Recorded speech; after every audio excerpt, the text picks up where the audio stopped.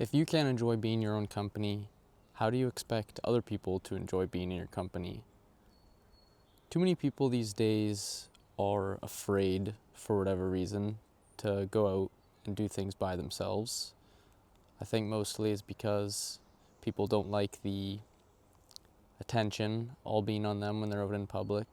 They feel more comfortable in a group where all the eyes aren't on them. Or either people are just not comfortable with being by themselves for extended periods of time, especially going out in public and doing whatever activities it is. It's something they feel more comfortable doing in a group, which is understandable, but I wanted to just talk about the benefits I find when I go out and do things by myself, because I do this very frequently.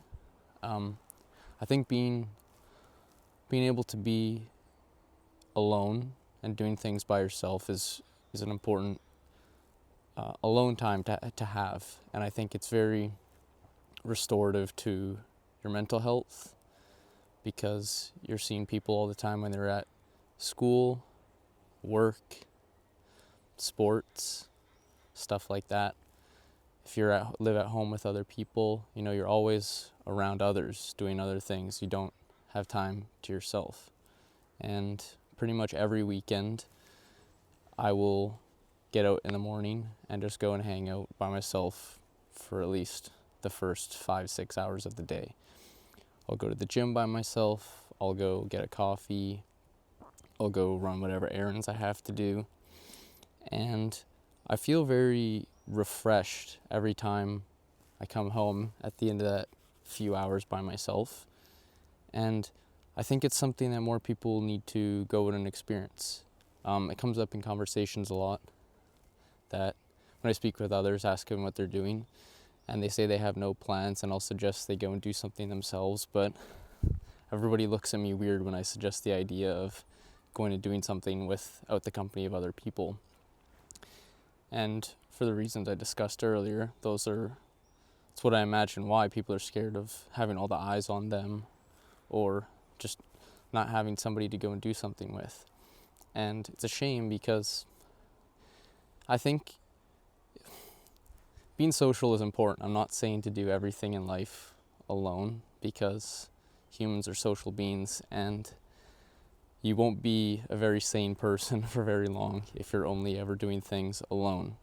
But I think there needs to be a good balance between the both, especially in today's society, where if you do things alone, you're not going to die like it was however many years ago, back when you needed to be able to rely on other people every day to survive.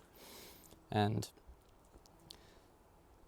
the mental health benefits of being out by yourself, I don't think enough people realize that how refreshing that time to yourself can be, both mentally and physically.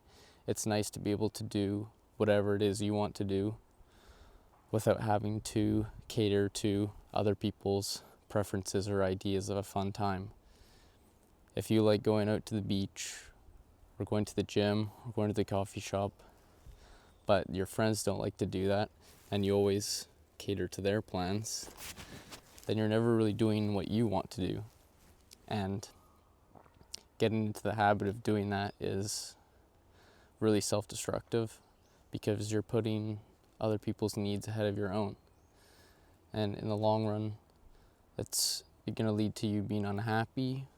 You're going to resent other people because you feel as if they're taking away opportunities for you to do what you actually want to do.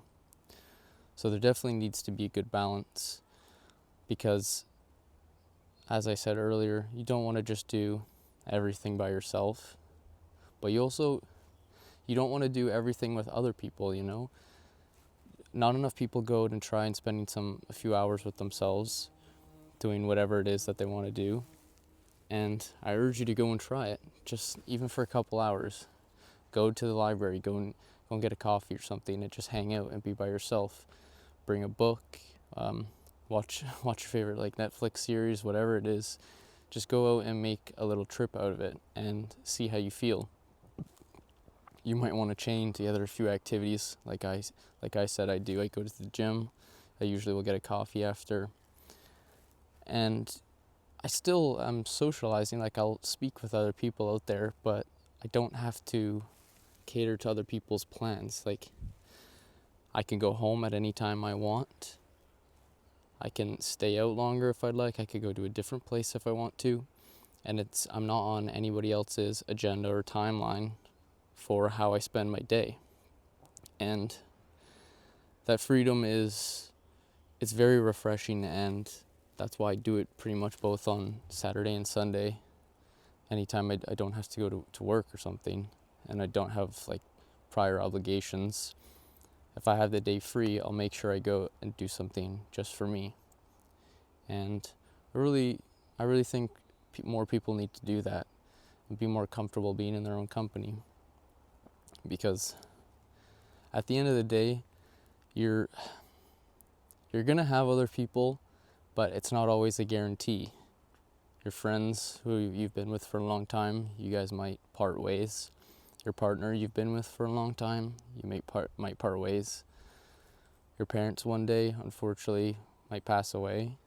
You know, I don't mean to be all sad about this, but the point I'm trying to get across is the only guaranteed company you have is yourself.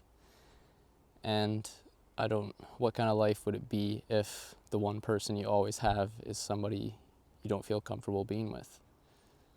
So really spend some time thinking about that and ask yourself, why is it that you do or don't feel comfortable being in your own presence, doing whatever it is you want to do? And you might not like the answers you think of, but that's okay. You need to be self-aware and realize there's a problem in the first place, because that's the first step to fixing a problem, is awareness that you have one. And if you're one of the people that aren't comfortable being with themselves, it's worth working towards fixing that, because as I said, you're the one guarantee of company you're going to have in your life. You're always going to have you, but having others, having your friends, having your partners, your family, unfortunately, it's not always a guarantee. And you don't know where life will bring you, whether that's with or without other people. But wherever it is you go, you'll always know that you'll have you. So practice being with yourself. Go do more things by yourself. And try and make it a habit that you incorporate weekly at least. Daily if you can. Do a little something just for you every day. And you're going to find over time it'll get much easier to be in your own company. You're going to be comfortable with yourself. And to tie it back to how I started this video, when you are comfortable with you and you're happy being your own company, being your own friend, if you will, people around you are going to notice that. They're going to feel that energy you give off, and that's going to attract them to you, because there's nothing more attractive than a person that's comfortable with themselves and who they are. And the more you do it, the stronger that shows off of you. People pick up on that subconsciously. It's just the way humans are. We're very good at detecting these nonverbal cues. And it's just, you ever have that reason where you look at someone and you wonder, what is it about that person I like so much? That's that nonverbal cue that our bodies have learned to pick up over all these years of evolution. So keep that in mind and try to apply some of the stuff I've talked about, and let me know if it works for you. Thanks for spending some time with me. Bye.